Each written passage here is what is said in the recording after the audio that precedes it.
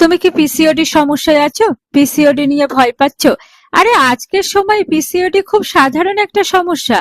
অনেকেই এটা শুনলে ভয় পেয়ে যাও, কিন্তু সত্যিটা হলো পিসিওডি মানে ভয় না কিন্তু। সঠিক সময়ে খেয়াল না রাখলে পিসিওডি থেকে তোমার অনেকগুলো সমস্যা হতে পারে, যেমন মাসিক অনিয়মিত হওয়া, তার থেকে ওজন বেড়ে যাওয়া, মুখে ব্রণ, অতিরিক্ত লোম, চুল পড়া, এমনকি ভবিষ্যতে প্রেগনেন্সির সমস্যাও হতে পারে। কিন্তু এর পেছনে সুখবরটা কি জানো? তুমি যদি চাও এগুলি তোমার নিয়ন্ত্রণে আনতেই পারো। কি করবে?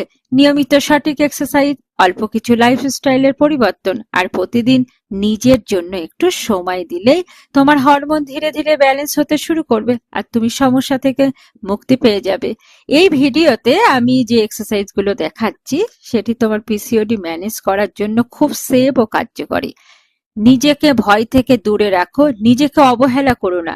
আজ থেকে শুরু করো, কারণ তোমার শরীর সুস্থ হওয়ার ক্ষমতা রাখে, তুমি তার জন্য যথেষ্ট। তাহলে আর দেরি করো না, ভিডিওতে দেখা এক্সারসাইজ গুলি তুমি বাড়িতে আজ থেকেই শুরু করো, দেখবে অনেকটা কিওর হয়ে যাবে। তুমি ভালো একটা লাইফস্টাইলের মধ্যে চলে আসবে। প্রথমে তুমি সোজা ভাবে দাঁড়িয়ে পড়ো, দুটি হাত জোড়া রাখো। ধীরে ধীরে তুমি নিচে বসার চেষ্টা করো যতটা পারবে, কোনোভাবে সামনে ঝুঁকবে না, পেছনে বেশি বেঁকে যাবে না। তোমার টার্গেট থাকবে দুটো হিপকে ছড়ানো, এইভাবে দুটো হিপকে ছড়িয়ে দাও আর তোমার দুটো কনুই দিয়ে দুটো হাঁটুকে ঠেলে পেছন দিকে নিয়ে যাওয়ার চেষ্টা করো। এইভাবে তুমি কিন্তু 15 মিনিট বসে থাকবার চেষ্টা করো। এইভাবে নর্মাল শ্বাসে তুমি 15 মিনিট বসে থাকবার চেষ্টা করো। প্রথমে হয়তো তুমি 15 মিনিট পারবে না, প্রথমে তুমি 2 থেকে 3 মিনিট, তারপর ধীরে ধীরে টাইমটা বাড়াবে।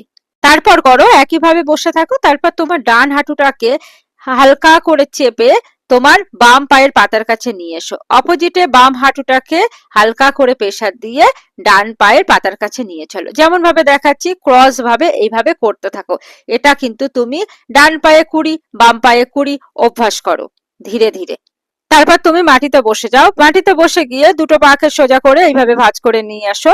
দুটি পায়ের পাতা জোড়া রেখে হাত দিয়ে ধরো আর তোমার হিপটাকে মানে দুটি থাইকে আস্তে আস্তে নাড়াবার চেষ্টা করো, ওপর থেকে নিচে নামাবার চেষ্টা করো। ধীরে ধীরে করবে, ফার্স্ট টাইম কেউ জোরে করবার চেষ্টা করবে না।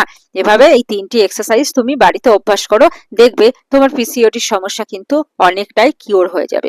তাহলে আর দেরি করো না, বাড়িতে অভ্যাস করো।